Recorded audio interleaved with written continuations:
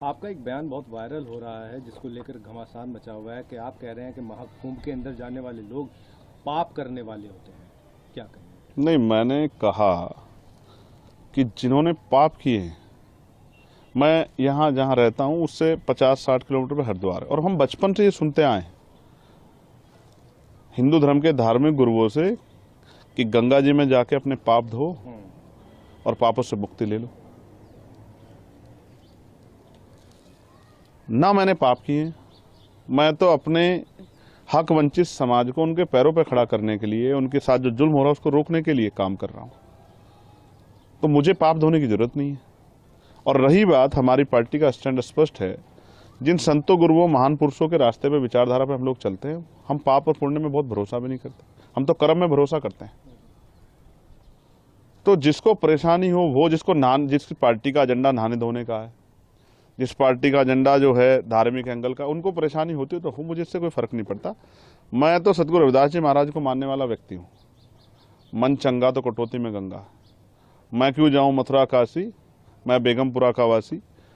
मेरा मन साफ सुथरा है तो मुझे कहीं जाने की जरूरत नहीं है। मेरा मन इस देश के प्रति, इस देश के लोगों के प्रति, गरीबों के प्रति, किसानों के, कमजोरों के, हर व्यक्ति के सम्मान के लिए और उनकी परेशानियों को हल करने के लिए। बाकी जिसको जो सोचना है, कहना है, वो कहता रहे, मुझे इससे कोई फर्क नहीं पड़ता। मैं अपनी बात पर तटस्थ हूँ। वहाँ इतने मंत्री, साधु संत और मुख्यमंत्री, खुद प्रधानमंत्री को न्योता मिल गया, तो वो सब जा रहे हैं, तो क्या वो सब पापी हैं? देखिए, मेरी बात सुनिए। जब वो वहां जा रहे हैं और आपने याद दिला दिया, तो मैं मुख्यमंत्री जी से कहूंगा, प्रधानमंत्री जी से, जब वो जाएं तो इलाहाबाद में जो लाशें कोरोना काल में हमने देखी थी, उन लोगों के लिए भी, जिनका अंतिम संस्कार भी नहीं करा, उनके लिए भी प्रार्थना कराएं। क्योंकि वो आपकी सरकार की निकम्मेपन की वजह से हुआ था। आप मेडिकल फैसिलिटी नहीं दे पाए थे। जिन लोगों को चिता नसीब नहीं हुई, क्योंकि हिंदू धर्म में तो कहा जाता है कि उनको अग्नि जो है उनके पार्थिव शरीर को मिल, जिनको नहीं मिल पाई उनके लिए भी प्रार्थना कर लेना, अगर आपकी आंखें खुल जाएं।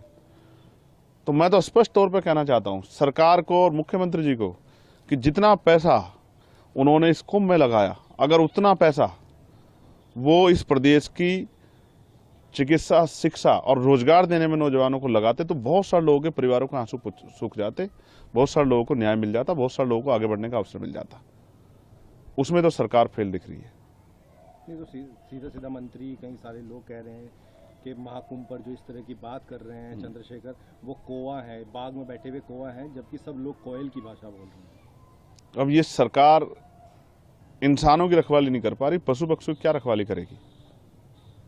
मैं स्पष्ट तौर पर कहना चाहता हूं कि सरकार फेल है। और जो मंत्री और सरकार के लोग जा रहे हैं, मैं उनको बस याद दिलाऊंगा कि जब वो जाएं तो सनी आज जिनकी मुजफ्फरनगर में पीट पीट के हत्या कर दी, उनके लिए भी प्रार्थना कर लें। जब वो जाएं तो जिनकी 5 लोगों की, मुस्लिम समाज की, यहाँ मेरठ में हत्या कर दी, उनके लिए प्रार्थना कर लें। वो जो बच्चा जिसने पार्लियामेंट के सामने जाकर जितेंद्र ने खुद को आग के हवाले कर दिया न्याय न मिलने पे, बागपत के, उस बच्चे के लिए भी प्रार्थना कर लें। जब वो जाएं, अमन जिसकी पुलिस ने पीट पीट के हत्या कर दी लखनऊ में, उसके लिए भी प्रार्थना कर लें। रामचंद्र मौर्य जिसकी पीट पीट के अभी लखीमपुर खीरी में हत्या कर दी है, उसके लिए भी प्रार्थना कर लें। 69,000 शिक्षक भर्ती के बच्चों को उनका हक मिल जाए, उनकी फाइल खुल जाए, उसके लिए भी एक बार वो सोच लें। जो महिलाओं पर अन्याय अत्याचार हो रहा है, उसके बारे में भी सोच लें। किसानों के जो बुरे हाल है, किसान, हमारे नेता दल्लेवाल जी बैठे हैं जीवन मरण के बीच में, अपनी समस्याओं को लेकर किसानों, उनके लिए भी सोच लें। इस पे तो ये निकम्मी सरकार कुछ सोच नहीं रही है। तो इनका एजेंडा जो है नहाने धोने का और धार्मिक एजेंडा, इन पे मैं कुछ कहना नहीं चाहता। इनको जो कहना है कहें, लेकिन जनता इनको आने वाले समय में सबक सिखाएगी। तो अगर चंद्रशेखर को निमंत्रण मिलेगा तो क्या आप महाकुंभ में जाएंगे? देखिए, आपने सवाल के बीच में ये भी कहा कि कई धार्मिक गुरुओं ने भी इस पर टिप्पणी की है, और मैं विज्ञानवादी व्यक्ति हूँ, मुझे हंसी आती है। मैंने देखा कि जब हम वर्ल्ड कप खेल रहे थे क्रिकेट का, तो यहाँ बहुत सारे हवन यज्ञ हुए और फिर भी हार के आए। मैंने ये देखा कि एक संत ने कहा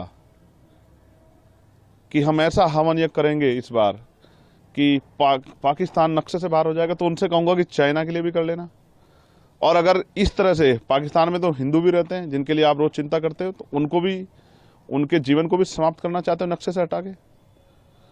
इन्हीं एक संत ने कहा कि मरे मुलायम काशी राम, प्रेम से बोलो जय श्री राम।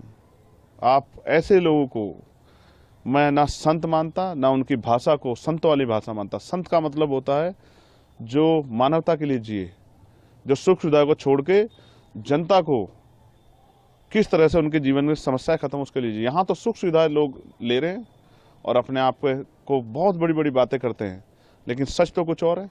मैंने तो कोरोना काल देखा, अगर जितना पैसा वहां लगाया गया, इतना शिक्षा चिकित्सा पे लगाया होता तो इतने लोगों की जान नहीं जाती।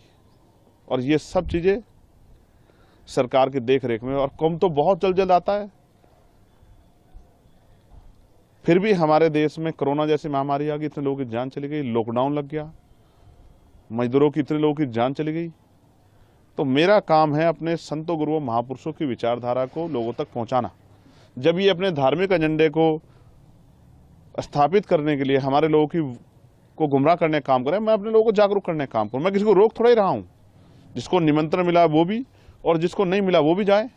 लेकिन मैं याद दिलाऊंगा कि ये संत ही थे जो जब राम मंदिर का शिलान्यास हुआ तो इन्होंने प्रधानमंत्री पे बहुत सारे सवाल खड़े किए थे, इस भाजपा पे सवाल खड़े किए थे, इनके जो है उस कार्यक्रम पे तिथि पे सवाल खड़े किए थे। इन्होंने तो किसी की नहीं सुनी है, तो खुद को आस्था का सबसे बड़ा स्वरूप बताते हैं।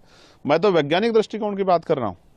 मान्यवर काशीराम साहब जो हमारे नेता हैं, मैं आखिरी तौर पर आपसे कह रहा हूँ, मैं उनको गुरु मानता हूँ, मैं उनका चेला। उन्होंने कहा, उन्होंने पंडाल लगाया, उन्होंने कहा जिनको इस जन्म में मुक्ति चाहिए, अपने दुखों का नाश करना है, वो हमारे साथ आ जाएं, और जिनको अगले जन्म की परवाह है वो कुंभ में चले जाएं। तो मैं तो इसलिए आपसे कहना चाहता हूं कि मान्यवर काशीराम साहब ने रास्ता दिखाया। अगर दलित, पिछड़े, आदिवासी, अल्पसंख्यक समाज के लोग, मुसलमान, जैन, सिख, बौद्ध, ईसाई, पारसी, उनके साथ जो हिंसा हो रही है, उनके साथ जो जुल्म हो रहा है, उनके अधिकारों पर जो हमला हो रहा है, अगर उनको अपनी समस्याओं से मुक्ति चाहिए, इस जीवन में अच्छा जीवन चाहिए आत्मसम्मान का, तो उनको आजाद समाज पार्टी के साथ, चंद्रशेखर के साथ आना चाहिए, तभी उनका भला हो सकता है। बाकी तो ये तो चलता रहेगा। सरकार जिस एजेंडे की सरकार है, जिस विचार सरकार, वो उस पर काम करेगी, और वो अपना काम कर रहे हैं, हम अपना काम कर रहे हैं। इससे किसी को परेशानी नहीं होनी चाहिए। और बाकी मैं सबकी आस्थाओं का सम्मान करता हूं। मैं तो संविधानवादी व्यक्ति हूं। मैंने किसी को कब कहा कि भाई आप जाओ ना जाओ। मैं तो ये कह रहा हूं कि मैं अपने गुरुओं संतों की बात पर खड़ा हूं। मन चंगा तो कटौती में गंगा, जिसका मन साफ सुथरा है उसको कहीं जाने की जरूरत नहीं। आप उसमें आपके बयान में कह रहे हैं कि जिसने पाप किया होगा वही जाएगा। तो मैं फिर आपको दोहराऊंगा, मैं यहाँ रहता हूँ, मुझसे 60 किलोमीटर पे हरिद्वार है, गंगा जी का स्नान करने लोग जाते हैं। ये हिंदू धर्म के धार्मिक गुरु ये भाषा बोलते हैं, कहते हैं यहाँ स्नान करोगे, डुबकी लगाओगे तो आपके पाप दूर हो जाएंगे, ये हवन यज्ञ करोगे तो आपके ग्रह सब ठीक हो जाएंगे, या आपकी समस्याएं खत्म हो जाएंगी, आपका जीवन लंबा हो जाएगा। मैं तो वही बात कह रहा हूँ जो ये कहते हैं। मैंने क्या गलत कहा? लेकिन मैं नहाने धोने की राजनीति नहीं करता हूँ। मैं लोगों को सही पथ पे ले जाके उनके दुखों की मुक्ति के लिए राजनीतिक सत्ता के बगैर, और उनको जब तक आर्थिक सशक्तिकरण नहीं होगा, सामाजिक भेदभाव खत्म, तब तक बदलाव नहीं हो सकता। मैं तो अपने काम पे, अपने उस विचार को, महापुरुषों विचार को आगे बढ़ाने का काम कर रहा हूँ।